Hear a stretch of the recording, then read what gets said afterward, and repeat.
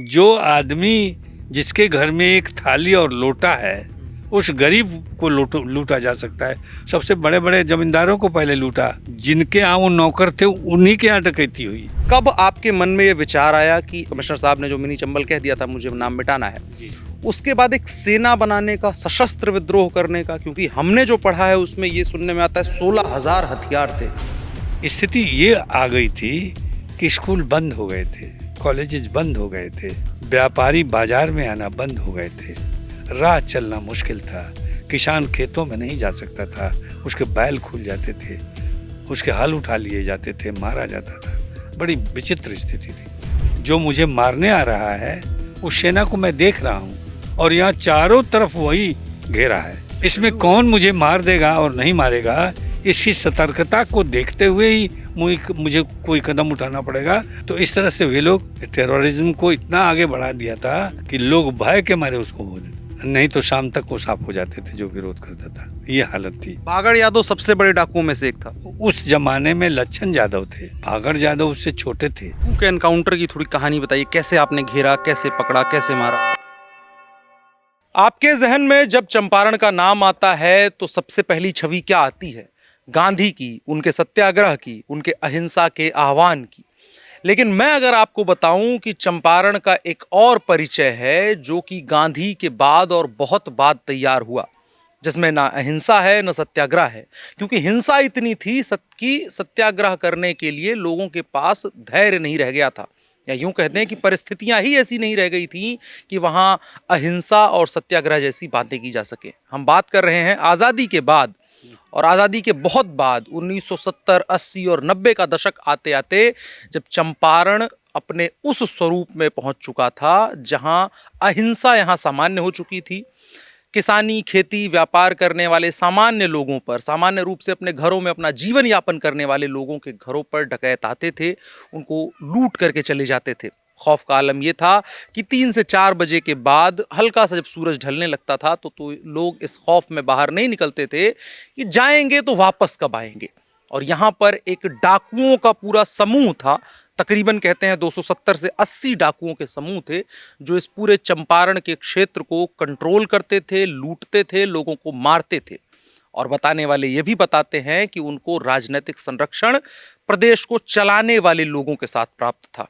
लेकिन उसके सामने खड़ा होता है ग्राम रक्षा दल, जिसने न सिर्फ उन माफिया, उन गुंडों, उन डकैतों को खत्म किया, बल्कि इस चंपारण की पूरी तस्वीर और तकदीर को बदल करके रख दिया। और आज हम आपको इस ऑप इंडिया की खास बातचीत में उसी कहानी से रूबरू कराएंगे और उन व्यक्ति से बात आपकी कराएंगे, उनसे मुखातिब होंगे हम, जिन्होंने उस ग्राम रक्षा दल की स्थापना की और चंपारण में मौजूद उस हिंसा के दौर को समाप्त करके चंपारण को एक सुनहरे भविष्य की तरफ अग्रसर किया। और साथ ही साथ उनके निजी जिंदगी के बारे में भी जानेंगे कि आज वो कैसे जी रहे हैं, कैसे ग्राम रक्षा दल बनाने का ख्याल आया, उसके पीछे का इतिहास क्या है, उन्होंने दुनिया क्या देखी और क्यों उन्होंने अपने माँ बाप के इकलौते बेटे होने के बावजूद भी उस लड़ाई में उतरना चुना जहां से वापस आना लगभग नामुमकिन था। नमस्कार, मेरा नाम है अनुराग मिश्रा और मेरे साथ बद्री पांडे जी हैं। मैं तकरीबन सर 25-30 किलोमीटर से आपका नाम पूछते हुए आ रहा हूँ कि उनके घर जाना है, उनके घर जाना है। हर आदमी मुझे रास्ता बता दे रहा है कि यहाँ से यहाँ जाना है। तो मुझे ये समझ में आया कि आपकी प्रसिद्धि है, आपको लोग जानते हैं और एक सम्मान की दृष्टि से देखते हैं। सबसे पहले तो हमारा सौभाग्य है कि आपके साथ हम बैठने को पा रहे हैं। कैसी तबीयत है आपकी? मैं सौभाग्यशाली हूँ कि मेरे यहाँ अतिथि रूप में आप इतने दूर से चल के आए। सुना कि आप दिल्ली से आए हैं, तो जो इतने दूर से चल के आया हो वह तो हमारे लिए ईश्वर की तरह से है। हम लोग अतिथि को देवता और भगवान मानते हैं, अतिथि देवो भव। मैं आपका स्वागत करता हूँ। धन्यवाद बहुत बहुत। मैं सबसे पहले जो हम पूरी कहानियाँ, बहुत कम रिपोर्टिंग हुई है हालांकि इस पर जो अभी कंटेम्प्रेरी मीडिया है या जिस तरह से बात की जानी चाहिए, लेकिन जब हमें इस कहानी को सुनने का मौका मिला, डाकुओं के बारे में हम जानते थे लेकिन इतना प्रभाव था उनका, कि इतना खौफ था कि उसकी लड़ाई पूरी लड़ी जाए। तो सबसे पहले हम उसी कहानी को समझना चाहेंगे कि डाकुओं का खौफ का दौर कैसे शुरू होता है, क्या परिस्थितियां होती हैं, किन हालातों में वो डाकू इतने शक्तिशाली हो जाते हैं कि वो इस पूरे चंपारण को कंट्रोल करने लगते हैं? तत्कालीन परिस्थिति में, उस समय की परिस्थिति और जब अंग्रेज थे, उससे मिलना होगा आपको। मैं मिलाने की कोशिश करूंगा। अंग्रेजों के ज़माने में जमींदारों के बारे में, जागीरदारों के बारे में आपने सुना होगा। कई कई कई कई उपाधि अंग्रेज देते थे, अपने तरफ मिला करके इस देश पर डिवाइड एंड रूल की पॉलिसी को लागू करते थे। उसी क्रम में जो बड़े बड़े यहाँ के जमींदार थे, राजा भी कहिए, कुछ ऐसे जागीरदार थे जो अपने लठैतों को खेत की रखवाली के लिए या अपने घर की रखवाली के लिए या स्वयं की सुरक्षा के लिए रखते थे और अंग्रेज उसे सपोर्ट करते थे। धीरे धीरे स्थिति ये आई कि वो जो लठैत थे उनके, या जो मुंह बोली बली हुआ करते थे, जो मुंहजोर जिसे कहते हैं उस भाषा में, जब उन लोगों ने ये देखा कि हम ही लोगों के चलते ये जागीरदार और जमींदार है, तो हम क्यों न ऐसा करें कि ये अब हमारा अनुचर हो, मैं इसका क्यों हूँ। और वहीं से शुरू होती है। और जो उनके लठैत थे या जो उनके अंगरक्षक थे या उनके धन की और खेतों की रखवाली किया करते थे, वे ही डाकू बन गए। अच्छा। और सबसे पहले उन्हीं पर अटैक किया और धीरे धीरे उनको फतह करते करते करते करते करते सामान्य जनों तक पहुंच गया। अच्छा। और स्थिति ये आई कि गरीब के घर का लोटा तक बचना मुश्किल हो गया। ये किस समय की बात है, कब ये चीजें होने लगी थी? देश की आज़ादी के बाद से 52, 57, 62 से शुरू, ज़्यादातर 1962 जी। तो और उस समय फिर चाइनीज एग्रेशन के बारे में भी आपने सुना होगा। तो इस तरह से उसमें से जो लोग इस काम को करते थे, उन्होंने अपना कॉम्बिनेशन बनाना शुरू किया। वो एक साथ होते गए, जागीरदारों और ज़मींदारों का काम छोड़ दिया उन्होंने, उन्हीं को लूटा और उन्हीं के पैसे से ये सब काम शुरू किया। और तब तक सरकार की जो परिस्थिति थी वो बड़ी विपन्न थी।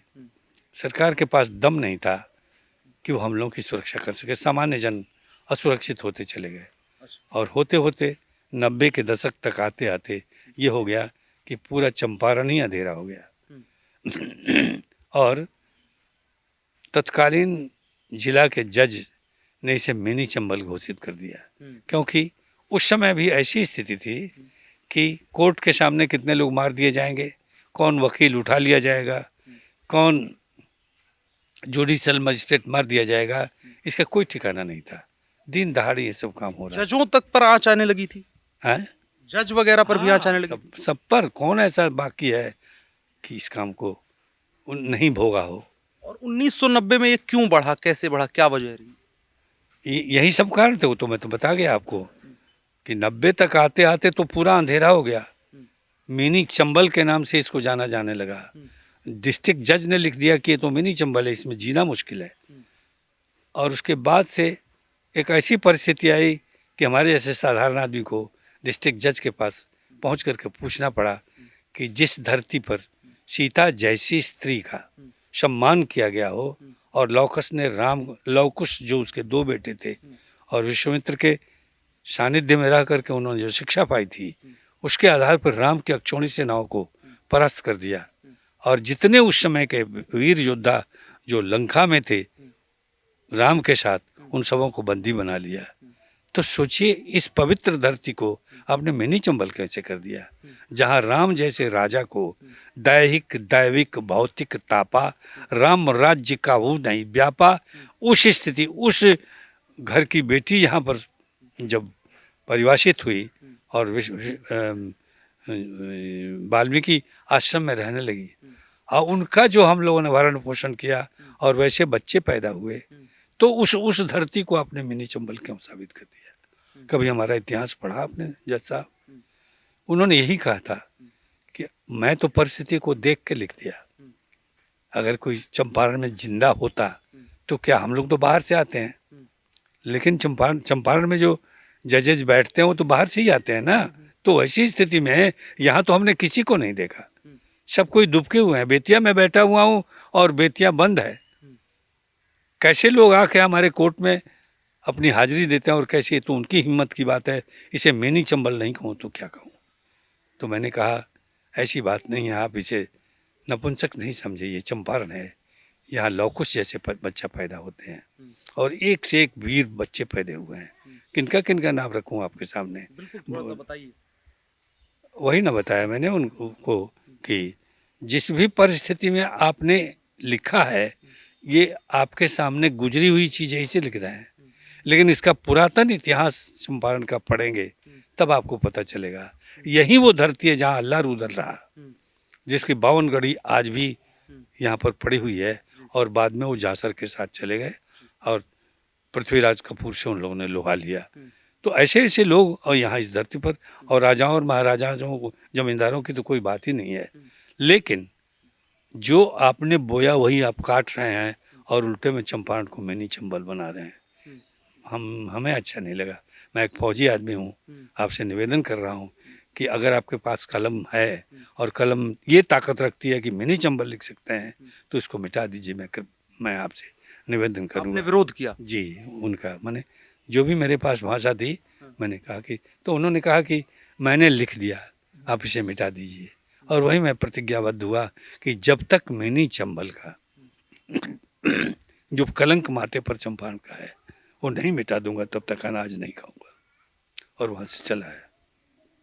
तब जाकर के बेंगलोर अधिवेशन में जो हम लोग के यहाँ कार्यक्रम चल रहा था, एस.एन. सुब्बा राव जी के नेतृत्व में यूथ प्रोजेक्ट, वहाँ पर जाके इस बात को तैयार किया गया। और लोगों ने पूछा मेरे से कि आपने कैसे वादा कर लिया कि मैं इसे मिटा दूंगा। यूथ प्रोजेक्ट्स क्या था? एस.एन. सुब्बा राव क्या कर रहे थे? उसके जरिए क्या? एस.एन. सुब्बा राव जी बाल्यावस्था से ही कांग्रेस जो थे, वो बेंगलोर के रहने वाले थे और एक अच्छे जमींदार घराने के लड़के थे। लेकिन सभी लोग स्वतंत्रता के प्रति काफ़ी ये थे और बड़े विद्वान थे। 18 भाषाओं के ज्ञाता थे।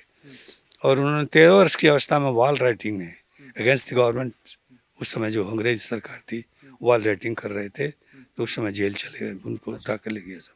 और उसके बाद से बाहर निकले।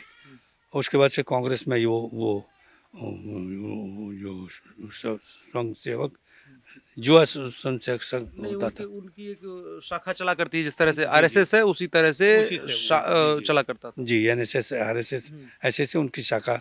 और काफ़ी प्रख्यात, वो पूरे विश्व में घूमते थे। वो 3 महीना बरसात का समय विदेशों में होता था और बाकी गाँव में, बिहार उन्होंने में। यूथ प्रोजेक्ट के नाम से व्यवस्था बनाई थी। उसमें क्या होता था? वो यूथ को संस्कार देना और संस्कार दे करके समाज के हित में काम कराना, ये उनका लक्ष्य था और उसको पूरा करके ही वो मरे। बंगलौर से आप वापस आते हैं फिर बेतिया में और चंपारण में, और आपके माथे पर ये सौगंध आपने रख रखी है कि मैं मिनी चंबल के इस टैग को मिटा करके दम लूंगा। हम इस कहानी पर जाएं उससे पहले मैं थोड़ा सा उस वक्त की सरकारी व्यवस्था को, मुख्यमंत्रियों के रवैये को, सरकार के रवैये को थोड़ा सा समझना चाहता हूं। सरकार किस तरह से इस चीज़ को देख रही थी और क्या सरकार की गलतियों की वजह से ये समस्याएं और बढ़ती चली गई? बहुत सुंदर प्रश्न आपने किया है, धन्यवाद है आपको। जब तक ये सारी चीज़ें विपरीत स्थिति में जनता के नहीं जाती है, जनता इतनी भोली है, लेकिन जब तत्पर होती है तो बोली ही गोली बन जाती है। जिस सरकार के समय की मैं चर्चा कर रहा हूँ, उस समय पूरा बिहार ही अंधेरे में था। रोज ही सुनते होंगे, देखते होंगे, अनुभव करते होंगे। कोई सुनने वाला नहीं था। किसके पास फरियाद लेके जाएंगे? 10 लाठी खाया, बैल खुल गया। 10 लाठी खाया, शीशम के पेड़ कट गए। 10 लाठी खाया, भैंस चली गई। 10 लाठी खाया, घर में घुस के बेटियों को उठा के लेके चले गए। कोई सुनने वाला नहीं, कोई थाना नहीं, कुछ नहीं था। सब दर्शक थे और वो तो लूटते ही थे। वो पुराने लुटेरे जो अंग्रेजों के ज़माने के थे, वो तो लूट ही रहे थे। और इसी के देखा देखी इन्होंने, जब वो लूट सकता है तो हम क्यों नहीं। इसी तरह से करते करते चारों तरफ अंधेरा था।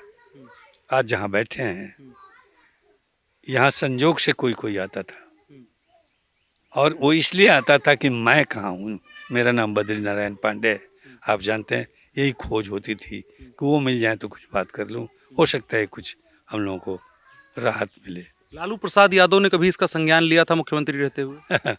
लालू यादव जी ने कहा था, जब हमारे ऊपर कोई ऐसी बात चली थी, बहुत, क्योंकि उस समय लालू जी जब लड़ाई चल रही थी जेपी के आंदोलन में, वो और नीतीश जी, तो उस समय जब हम लोग एक साथ छात्र युवा संघर्ष पानी में रहते थे, तो जेल जाना, मार खाना आसान बात थी उस समय लगता था। लेकिन उन्होंने जरूर कहा था सत्ता में आने के बाद कि ऐसे लोग जो समर्पित हैं उनको आप लोग, जो हमारे उनके गुर्गे थे उस समय के, वो भी जेल गए।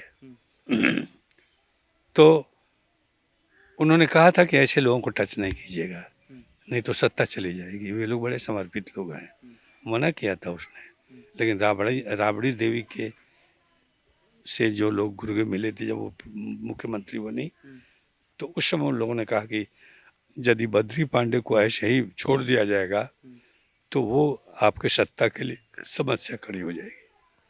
और उतने पॉपुलर हो रहे हैं कि हर जन जन में बद्री पांडे का नाम हो रहा है, जबकि इससे हम लोगों का कोई संबंध नहीं था। हम लोगों का संबंध था कि किसी तरह से शांति आए, खेती और बेटी की रक्षा हो जाए, जीवन सफल हो जाएगा। सरकार, पुलिस ये कितना सहयोग कर रहे थे उस समय में, कार्रवाई कर रहे थे? नहीं, उधर से तो शून्य की स्थिति थी। एक ऐसी परिस्थिति आई जब अभयानंद जी यहाँ आए पुलिस कप्तान बनकर, और एडमिनिस्ट्रेशन के लिए कलेक्टर बनकर के जी कृष्णैया जी आए, और उन लोगों ने हम लोगों के कार्यक्रमों को देखा बहुत नज़दीक से, क्योंकि सरकार उनके सर पर बैठी थी। तो सरकार के बातों को रखते हुए, लेकिन जिस क्षेत्र में कप्तान अभयानंद हो, जिस क्षेत्र का प्रशासनिक पदाधिकारी सर्वोच्च कलेक्टर जी कृष्णैया हो, वहाँ के लोगों को, वहाँ की जनता को जो उसके छत्राधिकार में है वो शांति से रह सके, उसकी उनकी चिंता थी। उनको इस बात की चिंता नहीं थी कि हमारी नौकरी रहेगी या नहीं रहेगी, या हमारा क्या होगा, या हम डिसमिस कर, ये उनकी चिंता नहीं थी। चिंता थी कि जिस जिला में हम लोग हैं वहाँ के लोगों को शांति मिले। और उन लोगों ने हम लोगों के बारे में बहुत अध्ययन किया, बहुत डीपली। कई मीटिंग्स जो हम लोगों की रात की हुआ करती थी, ऑर्गेनाइजेशन की जो बैठक होती थी बड़ी गुप्त होती थी, लेकिन उसमें भी वो अपना कहीं ना कहीं से पता लगा करके, जो उनके सीआईडी थे, आज यहाँ मीटिंग होगी वहाँ, तो वहाँ वो टेप करते थे हम लोगों की बात में दूर रह करके। जब लाउडली बोलते थे, डर भय तो था नहीं, अरे आज मारे जाएंगे कल मारे जाएंगे कोई फर्क नहीं पड़ता है, मरना तो है तो कुछ करके मरे, और नहीं तो मर जाए गिदड़ की तरह से, कुत्ते की तरह से। तो वो जो हम लोगों से सुनते थे टेप करके, बेतिया जाके उसका अध्ययन करते थे, और धीरे धीरे एक मीटिंग में ही सीधे चले गए। अच्छा जी, बताइए थोड़ा उसके बारे में। तो इसी जगह बाजार में एक मीटिंग चल रही थी, शायद प्रशासनिक सहयोग का वो मौका था। सौभाग्य था कि अभयानंद जैसे और जी कृष्णैया जी कृप करके गाड़ी कहीं खड़ा करके अंधेरे में, और कृप करके वो उसमें चले गए। एकाएक देखा वर्दी में, एक को देखा सिविल में। आप कौन है? तब तक तो हमारे जो लोग थे वो सन्नद्ध हो गए। कहा कि मैं, इतनी तैयारी के साथ रहते थे आप? जी बिल्कुल, क्योंकि क्या पता कब क्या हो जाए। उस समय तो बहुत डेवलप कर गए थे हम लोग। तो कहा कि मैं अभयानंद एसपी और ये जी कृष्णैया जी, सब लोग हम लोग गए, मिले उनसे, बैठे वो, और बैठ करके सारे बैकग्राउंड के बारे में जानकारी ली, जो हम लोगों के साथ गुजरी थी, कैसे कैसे इसका फॉर्मेशन हुआ, उस पर उन्होंने पूरा कहा कि अब आप निराश नहीं हो, हम आपके साथ हैं।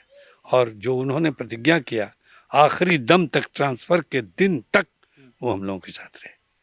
दुर्भाग्य है आज अभयानंद जी तो डीजीपी हो के रिटायर हुए, और जी कृष्णैया जी को मुजफ्फरपुर में मार दिया गया। तो एक संबल तो टूट ही गया, लेकिन मनोबल नहीं टूटा। मनोबल मजबूत रहा। जी, आज भी है, कल भी रहेगा, जब तक जीवित हैं तब तक रहेगा। मैं एक चीज़ समझना चाह रहा हूँ कि इन अधिकारियों ने, जिन अधिकारियों ने आपकी मदद करी, अभयानंद जी ने, जी कृष्णैया जी ने, उनके ऊपर जो सरकारी दबाव था, क्योंकि कहा जाता है और जो हमने लोगों से बात करी कि जो वो डाकू थे वो कहीं ना कहीं सरकार के द्वारा पोषित थे, सरकार के अंदर हिस्सेदारी रखते थे। एक डाकू के भाई को तो विधायक तक बनाया गया था। उन डाकुओं के बारे में थोड़ा नाम के साथ बताइए, कौन डाकू थे, क्या गैंग थे, किस तरह से वो ऑपरेट करते थे, और सरकार कैसे उसमें मदद करती थी? उस समय जब अंधेरा छाया था तो मुझे बेतिया से दक्षिण एक नौतन बैरिया क्षेत्र है, जी जी, नौतन विधानसभा क्षेत्र। नौतन विधानसभा क्षेत्र, वहीं से केदार पांडे जी जब रामनगर निर्वाचन क्षेत्र से हार गए राजा नारायण विक्रम शाह के माध्यम से, तो 5 वर्ष के बाद वहीं से लड़े थे। और वहाँ भागड़ यादव नाम का जो क्रिमिनल सुना होगा आपने, हाँ, हाँ, हाँ। उसका भाई था लच्छन यादव और उसका भाई था लक्ष्मण यादव, उसी को उन लोगों तो उन लोगों ने सोचा कि जब ऐसे लोग विधायक हो सकते हैं तो हम क्यों नहीं, हम लोग तो खौफ पर विधायक बन जाएंगे। और 2 जगह से खड़ा हुआ, एक जगह से जीत गया और विधानसभा में चला गया। तो इस तरह से वे लोग टेररिज्म को इतना आगे बढ़ा दिया था कि लोग भय के मारे उसको वोट देते, नहीं तो शाम तक वो साफ हो जाते थे जो विरोध करता था। ये हालत थी। बागड़ यादव सबसे बड़े डाकुओं में से एक था। उस जमाने में लच्छन यादव थे, अच्छा भागड़ यादव उससे छोटे थे अच्छा और उससे छोटा था लक्ष्मण यादव अच्छा जी। तो वो केदार पांडे जी के कॉन्स्टिट्यूंसी में था। अब इससे आगे कुछ बताना मुश्किल हो जाएगा क्योंकि वो मैं तो लोग डाकुओं के बारे में जानना चाह रहा हूँ। वही डाकू की बात तो चल रही है। तो उन्होंने जो सहयोग लिया उनसे स्टेबल्ड हो गए वहाँ, और भागड़ यादव जैसे आदमी पैदा हो गया, लच्छन यादव आदमी पैदा हो गया और जाके विधायक बन गया। बहुत सारे विधायक हैं वहाँ जो चंपारण में क्रिमिनल थे और बन गए, और बाद में जो परिस्थिति आई वो हम लोगों को भुगतना पड़ा। क्या परिस्थितियां बनी, किस तरह की घटनाएं होती थी प्रमुख रूप से उन डाकुओं के द्वारा? क्या लूटा जाता था, क्या टारगेटेड होता था जातीय वर्ग को, सामाजिक वर्ग को, आर्थिक वर्ग को? डाकू की न तो कोई जाति होती है, न धर्म होता है, न सांप्रदाय होता है। तत्कालीन परिस्थिति में जो मिल जाए उसको स्टैप कर देना, उसको मार देना, उससे छीन लेना, ये उनकी नीति होती है और वही किया भी उन लोगों ने। इस तरह से ये कहना कि किसी जाति विशेष को, ये बात नहीं थी। वो सभी जातियों को लूटे, कोई बाकी नहीं बचा। जो आदमी जिसके घर में एक थाली और लोटा है उस गरीब को लूटा जा सकता है। सबसे बड़े बड़े जमींदारों को पहले लूटा, जिनके यहाँ वो नौकर थे उन्हीं के यहाँ डकैती हुई। धीरे धीरे नीचे उतरते उतरते उतरते उनके खाने पीने की जो समस्याएं आती थी, रख रखाव की जो समस्याएं आती थी, उसके लिए उन्होंने छोटे छोटे बकरी जिनके घर में है, खसी है, भैंस है, गाय है, उनको लूटना शुरू किया और इस तरह से पूरा चंपारण अंधेरे में ध्वस्त हो गया। अंधेरा जब होता है तो लोगों के अंदर उम्मीद होती है कि रोशनी की एक लौ दिखाई दे, जी जी। और आप लोग वही रोशनी की लौ लेकर के आए। अब हम खौफ से उस कहानी की तरफ जाना चाहते हैं जहां से थोड़ी राहत का एक रास्ता दिखाई दिया, अंधेरे में लौ दिखाई दी। कब आपके मन में ये विचार आया कि अब हमें, जो आपने सबसे पहले बताया कि मैंने संकल्प ले लिया था, कमिश्नर साहब ने जो मिनी चंबल कह दिया था मुझे नाम मिटाना है, उसके बाद एक सेना बनाने का, सशस्त्र विद्रोह करने का? क्योंकि हमने जो पढ़ा है उसमें ये सुनने में आता है 16,000 हथियार थे सक्रिय रूप से, 9,500 लाइसेंसी थे और उसके अलावा अवैध हथियार भी लोगों के तमाम थे। इतनी बड़ी सेना, मतलब बटालियन से भी कई गुना ज्यादा बड़ी सेना होगी अगर 16,000 हथियारों के साथ जाएगी, पूरी ब्रिगेड टाइप की हो जाएगी। तो क्या तैयारी थी, क्या मन में था, किस तरह का संकल्प था? पूरी कहानी को शुरू से अगर शुरू करके बताएं तो हमारे दर्शक और बेहतर ढंग से समझ पाएंगे कि आप लोगों ने दरअसल समाज के लिए क्या किया है, असली में क्या किया है। मेरे फौज से लौटने के बाद लोगों के मन में ये आशा जगी, क्योंकि कई लड़ाई लड़े थे कई ऑपरेशंस में, और उसमें फतह पाया था भारतवर्ष ने, उसमें मैं भी एक इकाई था। तो ये जो कहानियाँ सुनते थे लोग, तो उनको लगा कि जब ये लौट के आया तो निश्चय ही, जब वो लड़ाई लड़ सकता है तो घर की लड़ाई क्यों नहीं लड़ेगा, क्योंकि बाहर तो कोई निकलता नहीं था। हम ही एक ऐसे थे जो फ्रीली अपना, क्योंकि यहाँ के बारे में जो भौगोलिक स्थिति थी वो पूरी जानकारी नहीं थी, अध्ययन अध्यापन में ही समय गुजर गया था। तो धीरे धीरे जो उन लोगों का 1 हुए, 2 हुए, 5 हुए, 10 हुए, घेराव शुरू हो गया। निकलता था, उसके बाद से दरवाजे पर देखते हैं कि 50 आदमी बैठा हुआ, क्या बात है भाई, तो कब हमने के निजात मिली।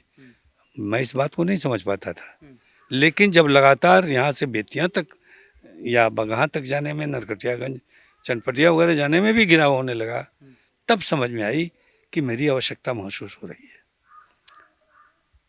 और उसके पीछे लोगों ने यही कहा कि जब आप भारत पाकिस्तान की लड़ाई लड़ सकते हैं, जब आप भारत चीन की लड़ाई लड़ सकते हैं, तो इस लड़ाई को कौन लड़ेगा। स्थिति ये आ गई थी कि स्कूल बंद हो गए थे, कॉलेजेस बंद हो गए थे, व्यापारी बाजार में आना बंद हो गए थे, राह चलना मुश्किल था, किसान खेतों में नहीं जा सकता था, उसके बैल खुल जाते थे, उसके हल उठा लिए जाते थे, मारा जाता था। बड़ी विचित्र स्थिति थी। धीरे धीरे पूर्ण अध्ययन करने के बाद 27 जुलाई 1990 को मैंने प्रतिज्ञा किया कि यदि हठात ऐसे ही मेरे ही से हो सकता है तो मैं अपने आप को तैयार कर रहा हूँ। फौज में तो बहुत सारे साथी हम लोग थे और कई तरह से हमको कमीशन जब किया गया तो कई रास्तों से गुजरना पड़ा था। यहाँ तो बहुत साधारण है, लेकिन शर्त इसमें यह है कि हम तो टारगेट को देख लेते थे। जो मुझे मारने आ रहा है उस सेना को मैं देख रहा हूँ और यहाँ चारों तरफ वही घेरा है। इसमें कौन मुझे मार देगा और नहीं मारेगा, इसकी सतर्कता को देखते हुए ही मुझे कोई कदम उठाना पड़ेगा। माना कि मैं पहले ही दिन मार दिया जाऊं तो फिर आप तो और निर्बल हो जाएंगे। तो मुझे प्रयोग कर लेने दीजिए और प्रयोग धर्मी हूं मैं, और प्रयोग करने के बाद ही मैं कोई निर्णय लूंगा। लोगों ने कहा कि ठीक है, जो प्रयोग करना हो कर लीजिए, लेकिन अब आपको करना ही पड़ेगा। जहाँ जैसे पहले लोग इतना भयभीत हुआ करते थे, कहा कि आप जहाँ जाइएगा वहाँ हम लोग जाएंगे, मारे जाएंगे चाहे जैसे भी होगा। मैंने धीरे धीरे लोगों में उत्साह आया। तो 27 जुलाई 1990 में मैंने इसकी नींव रखी और उसमें तत्कालीन हमारे विधायक थे अर्जुन विक्रम शाह, जो पहले मैंने नाम रखा राजा नारायण के छोटे भाई थे, वही उद्घाटन करने आए थे और बड़ा अपने आप को उत्साहित माना कि चंपारण अब बच जाएगा। एक फौजी के हाथ में यह काम जा रहा है और बड़ी निष्ठा से यह काम पूरा होगा। उद्घाटन किया और वहीं से शुरू। तो उसमें जब शुरुआत हुई तो मैंने कहा कि हमारे बच्चों की 16 बच्चे इसी जगह से किडनैप हुए थे। 16 बच्चे जी, एक दिन में, और इसी समय सारे को ले गया। तो जाके हम लोग छुड़ा के लाए। इस गांव के 2-3-4 लड़के थे, उस गांव के 2-4 लड़के थे, इससे 16 बच्चों को उठा लिया लोगों ने। दिन चारों तरफ रहते थे लोग, क्रिमिनल यहाँ शायद कोई टोला मोहल्ला बाकी हो जिसमें नहीं रहते हो। आते थे, रहते थे, खाते थे, पीते थे, मार के लूट के सब ले जाते थे। तो 27 जुलाई 1990 के उद्घाटन के बाद छोटे छोटे बच्चे, जो जब हम लोग नाचते और गाते थे तो बच्चे उसमें जाते थे। तो बच्चों को हमने सबसे पहले शुरुआत में, तो एक नरकट होता है हम लोगों के यहाँ, उसके कुछ पेड़ होते हैं, इसमें टाट वगैरह बांधने में बहुत काम आता है जी। तो उस नरकट हाथ में देके और उनको एक लाइन अप करके कम से कम 1 किलोमीटर तक बच्चों को खड़ा करके सिविलाइज्ड वे में चलने के लिए तैयार किया। प्रयोग किया कि जब बच्चे को उठाने आएगा तब क्या होगा, और देखते हैं कैसे बच्चे उठा लिए जाते हैं। अच्छा, आपने पूरा सीन रिक्रिएट एक तरह से। जी जी जी। तो उस क्रिएशन के बाद एक अपर प्राइमरी स्कूल है अभी गांव के उत्तर साइड में, और वहाँ से पूरा ग्राउंड यहाँ से वहाँ बहुत दूर दूर तक है गांव। तेलपुर गांव उधर है, बरियरवा है, इधर हरपुर है, उसी में एक बड़ा सा नहर है, उसी पर प्रयोग शुरू किया। उनके हाथ में झंडा देके भारत माता की जय कहते हुए शाम को 4 बजे उनकी एक टीम जो है लेके चला, 100-150 लड़के, छोटे छोटे बच्चे, और यही चैलेंज था कि आओ, अगर हिम्मत है तो बच्चों को उठाओ, आओ हिम्मत है तो बच्चों को उठाओ, आओ हिम्मत है तो बच्चों को उठाओ। और यही करके एक 3 किलोमीटर 4 किलोमीटर हरपुर तक, और उसके बाद से धीरे धीरे चलते चलते बसंतपुर तक उन बच्चों को 7 बजे तक वापस ला देता। अच्छा। अब जब बच्चे चले आते थे तो उत्साह होता था अभिभावकों को, माता पिता को, कि जब बच्चे जा सकते हैं और बच के आ सकते हैं तो हम लोग क्यों नहीं जाए उनके साथ। तो धीरे धीरे गार्जियंस भी आने लगे और ये प्रोग्राम 1 महीना तक चला। इस भाव से मन में जो निर्भयता आई वो अपने आप में एक सुदृढ़ कार्य किया। अच्छा। और धीरे धीरे ऐसी स्थिति आई कि महिलाएं तक निकल गई कि हमें भी ले चलिए, हमें भी ले चलिए, हमें। महिलाएं भी गईं। महिलाएं और पुरुष दोनों आपके उस दल का हिस्सा जी बने। जी, बच्चे तो थे ही, बच्चे तो मैंने खेलने के भाव से आते थे, लेकिन सिपाही बन जाते थे। और हथियार के साथ लोग रहते थे। खास हथियार तो हम लोगों का था, जो लाइसेंस्ड गन था उस समय तक। अभी ये क्रिएशन नहीं हुआ था। बाद में जब स्थिति आई कि ये लड़ाई गांधी ने कहा था करो या मरो, तो या तो मर जाए और नहीं तो करें, बस यही से शुरुआत हुई थी। और दूसरा बात, संविधान हमें आदेश देता है कि यदि सरकार नपुंसक हो जाए और अपनी प्रजा की नहीं रक्षा कर सके, तो अपने खेती बेटी की रक्षा के लिए और अपनी रक्षा के लिए शस्त्र उठाया जा सकता है। ऐसा आप लोगों ने भी पढ़ा होगा। बिल्कुल, यानी ये समझा जाए कि सरकार उस समय नपुंसक थी। जी, तो उस नपुंसकता के हालत में ये काम शुरू हुआ। और आपने बताया कि इतनी संख्या की बंदूकें बनी और बड़ी बड़ी हिम्मत से बनी। किस तरह से आप लोगों ने मुठभेड़ की, कुछ मुठभेड़ की कहानियां बताइए। कैंप कैसे लगाते थे, लोगों को कैसे मनाते थे, क्योंकि जितने लंबे डर से लोग आ रहे थे, सामान्य नहीं था उनके लिए कि चलो उन डाकुओं से हम लड़ लेते हैं जो कल तक हमें लूटते थे। जी जी, धीरे धीरे जब, क्योंकि गांव से ही उनका सारा लिंक था, किसी के यहाँ आप डकैती करने जा रहे हैं तो निश्चय या तो उस गांव का आदमी होगा जो उनका साथ दे रहा होगा, या उस घर का ही आदमी होगा जो लुटवाने के लिए ला रहा होगा। जयचंद जैसे इतिहास हम लोगों के सामने है, बहुत सारे, मीरन मिर्जापुर, ऐसी बहुत बड़ी बड़ी लंबी लंबी कहानियां हैं इतिहास में। तो उस स्थिति में हम लोग ड्यूटी में जब निकलते थे और चौकियों पर लोगों को निरीक्षण में जाते थे, हम लोग जो चौकियाँ बनती थी गांव में, चारों तरफ चौकियाँ बनी थी, कोई भी प्रवेश नहीं कर सकता। इसके बाद से अगर प्रवेश ही करना है तो आपको अपना पूरा परिचय देना होगा और आश्वस्त होने के बाद ही आप गांव में आ सकते हैं। चेक पोस्ट बने हुए थे। जी, चेक पोस्ट बने हुए थे। तो उस स्थिति में जब हम लोग चलते थे और उन लोगों के भी हाथ बहुत लंबे थे, वो घेर लेते थे और फायरिंग शुरू होती थी। संजोग से वे मारे जाते थे या इंजर्ड होते थे और संजोग से हम बच जाते थे। तो आप इकलौते ट्रेंड व्यक्ति थे जिन्होंने सेना के एनवायरनमेंट में ट्रेनिंग ली थी। इतनी ट्रेनिंग आपने अपने लोगों को, अपने साथियों को दे रखी? जी दी। अब दिन भर ट्रेनिंग चलती थी, शाम को ड्यूटी शुरू हो जाती थी। अच्छा। जी, इस समय तक तो तीन चार तरह की ट्रेनिंग मिल जाती थी। अच्छा। कैसे पोजीशन लिया जाता है, कैसे फायरिंग किया जाता है, फायरिंग के रेंज थे, नावें बनी थी, नेविगेशन था हमारा, जो नाव पर चढ़कर औरतें हम लोगों की सुरक्षा करती थी। नदी दूर से लेके और दूर तक नाव पर चढ़ करके हमारी महिलाएं बंदूक लेके हम लोगों की रक्षा करती थी और हम लोग ग्राउंड में सुरक्षा में रहते थे। इस तरह से स्थिति आई और ये ऐसी बनी कि अब लगता था कि जहाँ कहीं भी कोई मिल जाए और संदिग्ध हो तो या तो या मार दिया जाता था, नहीं तो पकड़ लिया जाता था। इतनी हिम्मत के डाकू के एनकाउंटर की थोड़ी कहानी बताइए। कैसे आपने घेरा, कैसे पकड़ा, कैसे मारा? देखिए, ये सारी कहानियाँ पिन पॉइंट करने में तो समय लग जाएगा, लेकिन वो भी काफ़ी सन्नद्ध रहते थे और वही हमने किया जो वो किया करते थे। हमारे ही लोगों को तोड़ करके वे डकैती करने आते थे या डकैती करते थे या किसी को किडनैप करते थे। ठीक वही स्थिति हमने पैदा की। डाकुओं के गिरोह के जो सुप्रीम लीडर हुआ करते थे, उनके लेफ्टिनेंट, उनको अपने तरफ अट्रैक्ट किया।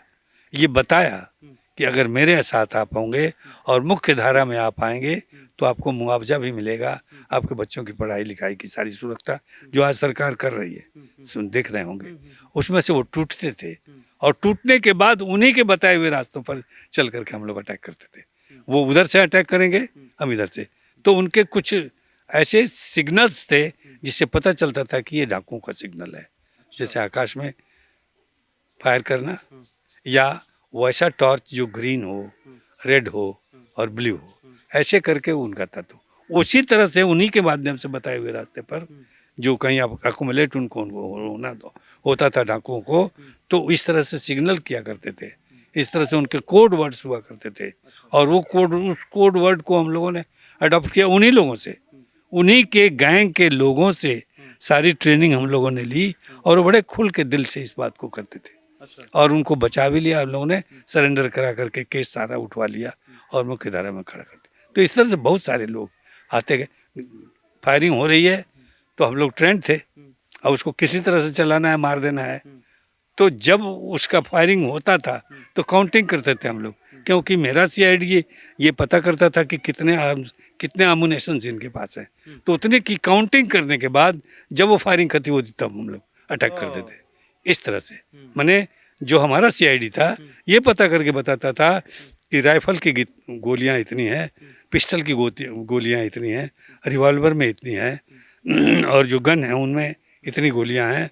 तो उतने फायरिंग हो जाने के बाद उतने देर तक वेट करते थे जब तक कि उसका फायरिंग एम्युनिशन सारा खत्म ना हो जाए। खत्म, और तुरंत अटैक करते थे और सबको मार देते थे। कोई बचता नहीं था। अच्छा, उसमें जो बच गए पकड़ा गए, जेल चले गए, उसके बाद से आपने उनके हथियार भी देखे होंगे। जी जी जी जी। क्या उनके पास, आप लोग तो बता रहे हैं लाइसेंसी हथियार थे आपके पास, हमारे पास लाइसेंसी हथियार थे। उनके पास हथियार उनके कहाँ से आ रहे थे, कैसे आ रहे थे? उनके लिए बहुत लंबी बातें हैं। वही जागीरदार, वही जामीनदार, वही लोग उनको आर्म्स दिया करते थे। वे लोग खरीदते थे दूर दूर के राज्यों से अच्छा, और लाते थे। उनके पास तो मशीन गन था, स्टेन गन था, क्या नहीं था। Machine gun. जी, सारी चीजें पकड़ के हम लोगों ने सरकार को दिया।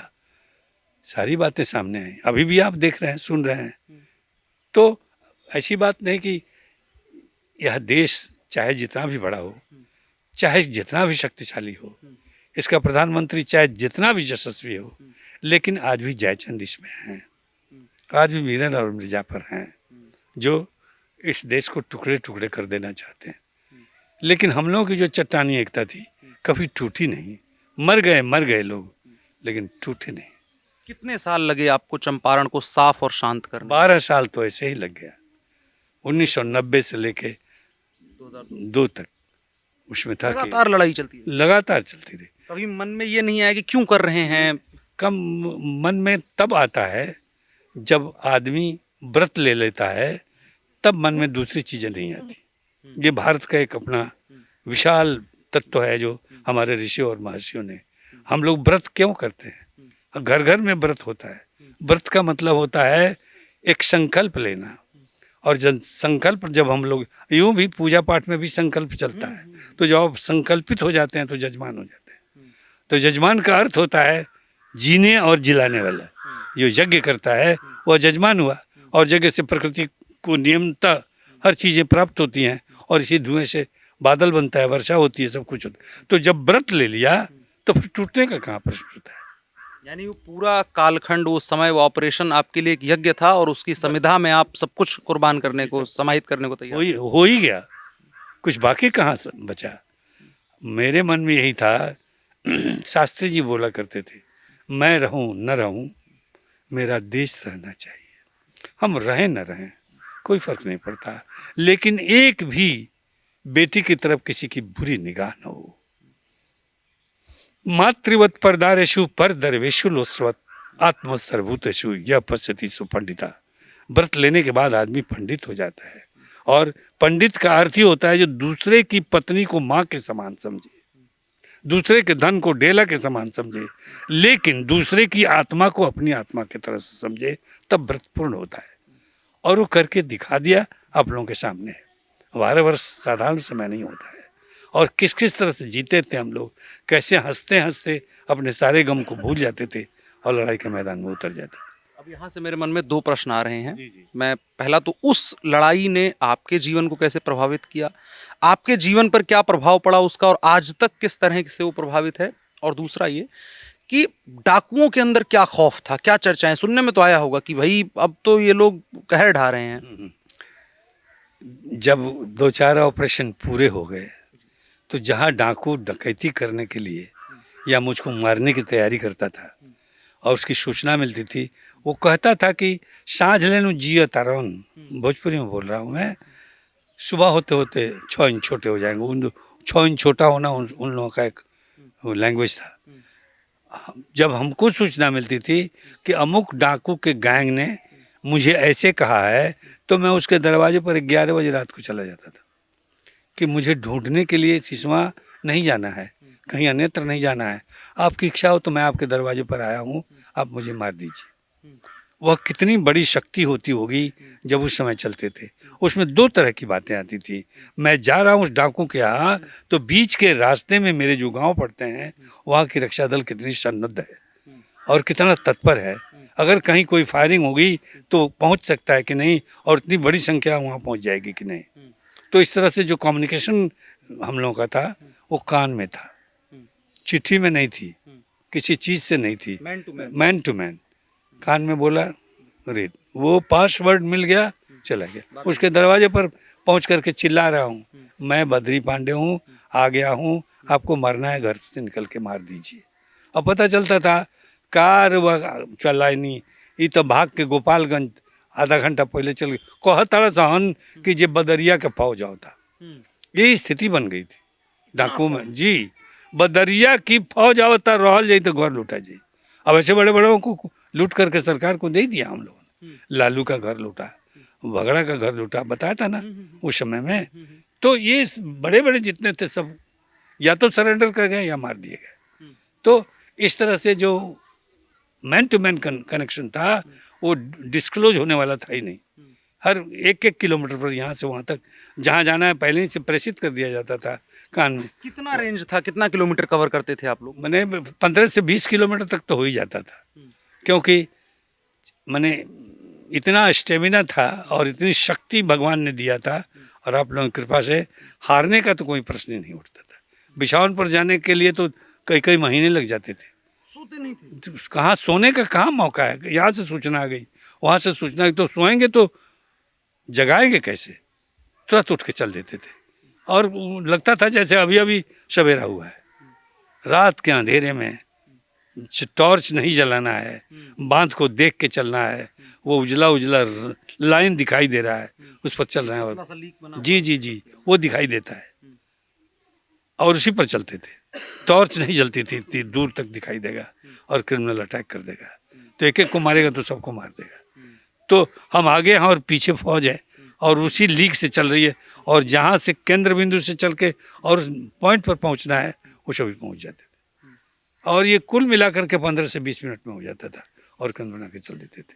नाम मंगाया चल दिया, नाम मंगाया पूरा मिलिट्री के स्टाइल में ही ऑपरेशन होता था। जी, जो फौज में व्यवस्था थी और समय की इतनी प्रतिबद्धता, औरत मर जाए, बेटा मर जाए, समय निर्धारित है और वहाँ पहुँचना है तो वहाँ पहुँचना है। लौट के आते हैं तो बीवी ठीक, भी ठीक, बच्चे भी ठीक, सारा परिवार खुश है। मैं देख इसी के चीज पर जाना चाह रहा था कि उस 12 साल की लड़ाई ने आपके ऊपर, आपकी निजी जिंदगी के ऊपर, आपके परिवार के ऊपर किस तरह से प्रभाव डाला? आज उसको कैसे याद करते हैं? मैंने उस समय तो मेरे परिवार पर अटैक नहीं हुआ, मेरे पर बहुत बार अटैक हुआ। मैं आगे जा रहा हूँ, डाकू मेरा पीछा कर रहे हैं, और स्थिति ये आई कि मैं कहाँ मुड़ गया, कैसे मुड़ गया, ये उनको पता नहीं चला, और वो आगे आगे जाते जाते हमारी फौज ने उनको मार दिया। घर पर लोग परेशान तो होते रहे होंगे। वो परेशानी इस घर पर नहीं आई, हंसते हंसते लोग विदा करते थे। और अब यही परंपरा यहाँ हो गई थी कि ड्यूटी आवर होने के बाद माँ, बहन, बेटी, भाई सब मिल करके विदा करते थे। आपका समय हो गया, आप चौकी पर जाइए, आपका समय हो गया, चौकी पर जाइए, आपका समय हो गया, आप ड्यूटी पर जाइए। ऐसी बातें चलती थी और हर घर में था। उन जो समय निर्धारित होती थी, जो रूटीन बनता था कि इस फैमिली के लोग इस समय से आएंगे, तो वो सारी चीज़ें बता दी जाती थी, और समय पर बिल्कुल समय से खाना पीना सब बिल्कुल निर्धारित हो गया था। बिल्कुल डिसिप्लिन्ड लाइफ थी। कोई नहीं कह सकता था कि उस समय के लोग फौजी नहीं है। प्योर फौज वाला डिसिप्लिन। सारा अनुशासन वैसे ही था। एक और चीज, 2002 में आपने कहा कि लगभग समाप्त की तरफ बढ़े। मैं ये समझना चाह रहा हूँ कि पुलिस ने शुरू में तो मदद की नहीं होगी, व्यवस्था ने शुरू में मदद नहीं करी। कब जा करके पुलिस और प्रशासन का सहयोग मिलना शुरू हुआ? कब रिकॉग्नाइज किया गया कि हाँ आप लोग अच्छा काम कर रहे हैं, साथ में होना चाहिए? इसमें दो चीज़ें हैं, क्योंकि जब इस काम को हम लोगों ने शुरू किया था तो तत्कालीन बिहार सरकार की सरकार कुछ भिन्न विचार की रखती थी। हमारे अगेंस्ट में, जनता दल की सरकार। जी जी, हमारे अगेंस्ट में विधानसभा में भी क्वेश्चन उठाए गए, लोकसभा में भी क्वेश्चन उठाए गए। स्थिति ये बनी कि विधानसभा के अध्यक्ष को कहना पड़ा किसके विपरीत आप बात कर रहे हैं, पुलिस कुछ कर ही नहीं सकती और आप कुछ करने ही वाले नहीं हैं, केवल सुनाने आए हैं, तो बताइए हम क्या करें। हम लोग यहाँ सुरक्षित हैं, वही आदमी है जो विधानसभा चल रहा है, वही आदमी है जो कोर्ट चल रहा है, वही आदमी है जो बाजार लग रही है, वही आदमी है जो स्कूल खुलवा दिया, कॉलेज खुलवा दिया। आप आए ये कर, लोकसभा में भी ऐसे ही हुआ। कौन सबों ने खिलाफ जाते थे सवाल लेके? यही राजद वाले लोग, जिनको लगता था कि सत्ता हमसे छिन जाएगी और बद्री पानी इतना पॉपुलर हो जाएगा कि सरकार बना लेगा, जबकि इससे हम लोगों का कोई मतलब नहीं था। यानी आप चंपारण के अंधकार को दूर कर रहे थे और राष्ट्रीय जनता दल के विधायक और नेता विधानसभा में आपके विरुद्ध जी कहते थे कि इनको बंद करो, इनको अरेस्ट करो, या जो भी करना है कार्रवाई करो, खत्म करो। हाँ, तो वो कोई विधानसभा का अध्यक्ष सुनता ही नहीं था। पता नहीं उसके मन में क्या थी, वो क्या भाव रखता था। वैसा मौका मुझे नहीं मिला कि उनसे मिल सकूं, क्योंकि वो अपना काम कर रहे हैं, हम अपना काम कर रहे हैं। हम विधानसभा में जाएं उनसे बात करने के लिए उनके घर पे, तो बहुत सारी चीज़ें ऐसी हैं जो अनर्गल हैं, जो मुझको कहीं भी मार सकती है, कहीं भी कुछ कर सकती है। मेरे पीछे भी तो लोग रहा करते थे, लेकिन मैं कभी भयातुर तो हुआ ही नहीं। संजोग से जिस तरह से आपसे बात कर रहा हूँ, सबसे बात करता था। डर कभी नहीं लगा? ना, कभी नहीं, आज भी नहीं। मरना तो है, अभी मरूं, थोड़े देर के बाद मरूं, तो नियति की कृपा है। नियति ने ही आपको हमारे पास भेजा है, या मैं आपसे मिल रहा हूँ। 2002 में कब आपको लगा कि अब हमारा काम खत्म हुआ, अब हथियार रखते हैं? एक ऐसी परिस्थिति आई, 2002 की मैं बात कर रहा हूँ। मैं धनहा ठकराहा में कैंप कर रहा था और एकाएक इलेक्शन का बिगुल बज गया। तो एक राजेश सिंह थे वहाँ के, एक जमींदार घराने के लड़के थे, उनको बसदेवा उठा के ले गया था। अब बहुत मार मारा 28 दिन तक। बसदेवा कौन? बासदेव डाकू था, आज भी जिंदा है, सरेंडर करा दिया हम लोगों ने उसको। तो ले गया, उसके बाद से हम लोग उसको रेस्क्यू करके लाए, वो छोड़ के चला गया था। हाँ, ये पता था कि इतना मार देने के बाद ये चल फिर नहीं सकता है, तो फ्रीली उसको छोड़े हुए थे अपने कैंप में।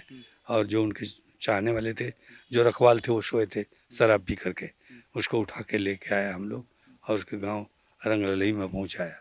और फिर वहाँ रंगललई में ही रक्षा दल का गठन किया गया और राजेश सिंह को डिफेंस सेक्रेटरी बना करके और वहाँ का अध्यक्ष बना करके उनको काम सौंपा गया। और राजेश सिंह अच्छे घराने के लड़के थे और उनके मन में राजनीति की एक भाव जगी थी। और वो जाके जब ठीक ठाक हो गए, स्वस्थ हो गए, तो नियम ये था हम लोगों में कि कोई आदमी राजनीति की बात नहीं करे और राजनीति सोचे ही नहीं, समाज की बात सोचे, समाज के बारे में जो कुछ करना है करे। कभी भी ये मन न सोचे कि मुझे विधायक बनना है, मुझे विधान पार्षद बनना है, या किसी इकाई का कुछ बनना है, ये मत सोचे आप, नहीं तो ये टूट जाएगा, ये लालच आ जाएगी और गलत काम करना मत शुरू करेंगे, यज्ञ भंग हो जाएगा। जी जी। तो स्थिति ये आई कि वो चुपके से चले गए बहुजन समाज पार्टी। उनके पिताजी ने उनको पैसा रुपया दिया, जाके टिकट खरीद करके लाओ, और तुम डिफेंस सेक्रेटरी हो चुके हो और पांडे जी का इतना बड़ा बर्दाश्त है तुम्हारे ऊपर, तो तुम जाओ।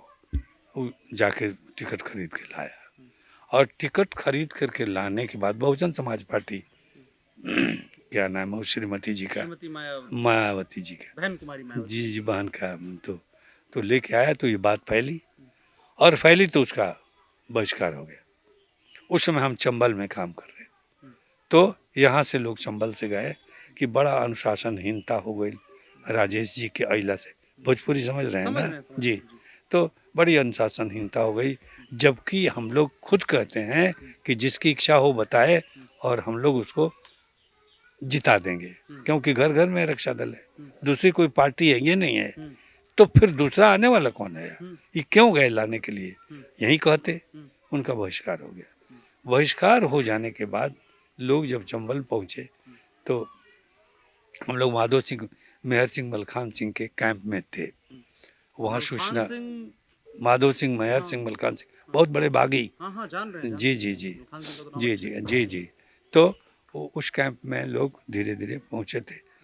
तो एस.एन. सुब्बाराव जी के सामने ये केस पेश हुआ, तो कहा कि इस आदमी को, एक ही आदमी उसको सीधा कर सकता है, धनहा ठकराहा को, और वो है बद्री पांडे। तो हम लोग तो चंबल में काम कर रहे थे, क्योंकि 656 डाकू सरेंडर किए थे हम लोगों के सामने। यहाँ शांति हो चुकी थी जी जी, चंपारण में। हाँ, यहाँ अभी शांति की प्रक्रिया मैंने शांत तो हो ही चुका था, तभी तो लोग गए टिकट लाने के लिए। तो जब वो कहे कि पांडे को वहाँ चंबल से बुलाओ, और ग्वालियर में मीटिंग थी, ग्वालियर जी, वही उनका हेडक्वार्टर था, तो ग्वालियर में हमको बुलाया गाड़ी से। अब कहा कि आप चंपारण जाओ। हमने कहा क्यों? तो ऐसी ऐसी बात है। बोला कि निर्धारित स्थिति में आप सब कुछ हैं। एस.एन. सुब्बाराव जी भाई जी के नाम से जाने जाते थे, आप जाइए, आपके जाने से उसका दूसरा प्रभाव होगा, हमारे जाने से दूसरा प्रभाव होगा। बोला कि कोई भी प्रभाव पड़े उसमें मेरा कोई मतलब नहीं, मेरा मतलब है तुमको जाना और सबों को ये शिक्षा देना कि टिकट आसान नहीं है मिलना। अगर मिल गया है तो तुम्हारी एक आवाज तो विधानसभा में जाएगी, कोई तो तुम्हारे बारे में, रक्षा दल के बारे में, या जो विरोध हो रहा है विधानसभा में उसका तो प्रतिरोधक होगा हो, या लोकसभा में। ये भाव लेके जाओ। मेरे जाने का मतलब तो दूसरा होगा ही, मैं मानता हूँ, लेकिन बहुत सारी चीजें पीछे पड़ जाएगी मेरे व्यक्तित्व को लेके, बहुत सारी चीजें खुल के बात नहीं होगी, लेकिन तेरे सामने सारी चीजें खुल के होगी। खैर, आदेश था उनका, हमारे सिरमौर थे पूरे देश के, एक गौरव। हम आए, यहाँ मीटिंग हुई, बड़ी लंबी लंबी मीटिंग, 6 मीटिंग करना। लोग कोई तैयार नहीं था कि नहीं, अनुशासनहीनता नहीं मानी। चुनाव लड़ने के लिए कोई तैयार नहीं था कि ये चुनाव लड़े। हाँ, कोई नहीं चाहता, क्योंकि अनुशासनहीनता हुई, बिना अनुमति के आप टिकट कैसे लेके आ गए, और वो भी बहुजन समाज पार्टी का, जिसका एक भी सदस्य इस क्षेत्र में नहीं है। पूरे बिहार के इस क्षेत्र में तो ये नहीं है, उत्तर प्रदेश में है या होगा, बिहार के भी कुछ एक जिलों में है, कुछ एक जिले में है। तो उस समय भी 6 आदमी ही जीत करके गया था, सुना होगा आपने। खैर, जो भी हुआ, स्थिति ये बनी कि लोगों ने कहा, लोग ये कहने लगे कि आप खड़े होइए मेरे लिए, हम लोग आपको वोट देंगे। हमने कहा टिकट लाया और वोट आप हमको दीजिएगा। ये कहाँ का न्याय है भाई? पहली बात तो ये कि माना कि इसने गलती की, इसके लिए वो बाउंड बनाए कि जो भी काम करेगा अब रक्षा दल के माध्यम से करेगा, शहीदी जत्था के माध्यम से करेगा, और जिस इकाई का ये प्रधान है उसकी अनुमति से करेगा। यदि ऐसा नहीं करता है तो वोट नहीं देना तो हम लोगों के हाथ की बात है। हम लोग देंगे तभी ना जीतेगा, और नहीं देगा तो नहीं जीतेगा। नहीं जीतेगा तो इसके सारे रुपए, लाखों करोड़ रुपए बर्बाद हो जाएंगे। जो भी करना होगा करेगा, हम तो इसको मानने के लिए तैयार नहीं है। तब लोग कॉल कीजिए, और रउआ के वोट डाल जाए, दूसरा केहू के ना वोट डाल जाए। हमने कहा कि वोट किसको दीजिएगा, कौन सा सिंबल पर आप हमको वोट दीजिएगा? तो तब लोग आपस में तैयारी कइल कि जे वोट के जौन सिंबल बा हुए हुई, लेकिन बद्री पाने के नाम पर गिरी, और जीत गया। जीत गया तो गया पटना। पटना गया तो लालू जी तो बड़े चालाक आदमी थे, वो मायावती को तो प्रवेश नहीं होने, 6 को मंत्री बना दिया, और उस समय ट्रांसपोर्ट मिनिस्टर हो गया। अच्छा। Rajesh Singh transport minister, cabinet की एक इकाई का व्यक्ति वहाँ जी, और लालू प्रसाद यादव के साथ। लालू प्रसाद यादव ने तुरंत 6 बहुजन समाज पार्टी के विधायकों को, जिसमें महाबली सिंह वगैरह का नाम अभी आप सुन रहे होंगे, अभी भी टिकट मिला उनको, तो वो मर्ज कर गया जो बहुजन समाज था राजद में, और राजेश सिंह बन गया स्टेट में, क्या नाम है, ट्रांसपोर्ट मिनिस्टर स्टेट। तो इस तरह से तो वो राजनीति की शुरुआत थी। अच्छा, और यहाँ से ग्राम रक्षा दल अपने अवसान की तरफ गया। अवसान तो नहीं हुआ, आज भी है, कल भी रहेगा। सक्रियता को निष्क्रिय, हथियार बंद जो सक्रियता थी जी, वो अब नहीं रहा, क्योंकि चारों तरफ तो शांति ही थी, तभी तो जीत करके गया। और बहाल हुआ जी, शांति बहाल हो गई। दूसरे किसी सत्याग्रह की आवश्यकता नहीं थी, अब करो और मरो की बात नहीं थी। अब तो चारों तरफ स्वतंत्र, सारे स्कूल खुल गए, कॉलेज खुल गए, किसान खेतों में चले गए, विद्यार्थी कॉलेज स्कूल्स में चले गए। आप लोग दिल्ली से यहाँ चले आते थे हमको देखने के लिए, तो शांति थी ना। अब या जितने भी चैनल्स हैं, शायद कोई बाकी लगा हो जो मेरे यहाँ नहीं आया हो। मैं बोस्टिंग नहीं कर रहा हूँ, आप पता करते हो। बिल्कुल, मैं मानता हूँ क्योंकि आपका संघर्ष इतना बड़ा रहा है कि आना चाहिए, देखना चाहिए, और लोगों को आपकी कहानी के बारे में जानना चाहिए। स्टेट के मिनिस्टर लोग आते थे देखने के लिए। इतने उत्तर प्रदेश में देवरिया वगैरह ये सब महाराजगंज हो रहा है, उसमें तो ऐसा स्थिति एक दिन आई कि लोग बंदूक के लाइसेंस की मांग करने लगे। एस एन दुबे थे पडरौना के क्या नाम है कलेक्टर, हमसे बड़े प्रभावित थे। उन्होंने अपने जीवन में कहा था कि मैंने 42 वसंत देखा, लेकिन ये जो रक्षा दल का वसंत है वैसा गले लगा लेते, और उन्हीं के चलते वहाँ पर बैठक हुई और 182 बंदूक दिलाया गया उसी समय, तीनों जिला को मिला के। सारी चीज़ें मैंने यहाँ से लेके और बाजार के इतने दूर तक ऑफिस लगे थे, हाँ, बंदूक देने के लिए कि देना है, लड़ना है, मरना है, मारना है। ऐसे दुबे इतना प्रभावित मेरे से थे कि क्या बताएं मैं, तो बीत गया जमाना, और अब तो कमिश्नर हो गए, चीफ सेक्रेटरी भी हो गए उत्तर आज प्रदेश। आपका जीवन कैसा चल रहा है? बस जो सामान्य जीवन है वही चल रहा। जो संघर्ष करना है वो तो करता ही रहेगा आदमी, अन्याय सहा नहीं जाता, इसके लिए कई कई समस्याएं खड़ी होती हैं, लेकिन ईश्वर की कृपा और आप लोगों का आशीर्वाद, उसमें से भी सकुशल बाहर निकल जाते हैं और सबों की सेवा में लग जाते हैं। दर्शकों से जो अगर कुछ आप कहना चाहें, जो आखिरी संदेश के तौर पर, जो इस पूरे संवाद को देख करके हमारे साथ इस यात्रा में रहे हैं, कोई संदेश देना चाहें? बस इतना ही कि देश के आन पर जान कुर्बान हो, पग न पीछे हटे, दम निकलता रहे, ये बात सबके मन में होना चाहिए। तभी इस राष्ट्र को हम लोग 2047 तक एक सर्वशक्तिमान देश बना सकते हैं। हर जन अपने हैं, कोई गैर नहीं, वसुधैव कुटुंबकम। जय रक्षा दल, जय शहीदी जत्था, जय आज की आई हुई हमारे से इंटरव्यू लेने के लिए पार्टी। तो ये बातचीत रही और बहुत लंबी बातचीत रही, और मुझे उम्मीद है आपको बहुत कुछ वो जानने को मिला होगा जो शायद आज की तेज फ्लैश वाली खबरों में नहीं जानने को मिलेगा। हमने पूरा विस्तार से बातचीत करी और आपको बताने की कोशिश करी, आपको वो विजुअलाइज करवाने की कोशिश करी कि आखिर 1990 के दशक का या उसके पीछे का, उसके आगे का बिहार और विशेषतः चंपारण कैसा था, और चंपारण को उस दस्यु प्रथा जिसको कह दिया गया था, दस्यु सम्राट हुआ करते थे उस समय वो लोग, उस व्यवस्था से निजात कैसे मिली, उस पूरी के लिए किन लोगों ने लड़ाई लड़ी, किस तरह के संघर्ष और किस तरह की शपथ की और किस तरह के विल पावर की आवश्यकता थी, उस पूरी की कहानी आपने इस पूरी बातचीत में देखी। बातचीत कैसी लगी आप कमेंट बॉक्स में बता सकते हैं। मेरा नाम अनुराग मिश्रा है, आप ऑप इंडिया देख रहे थे। धन्यवाद।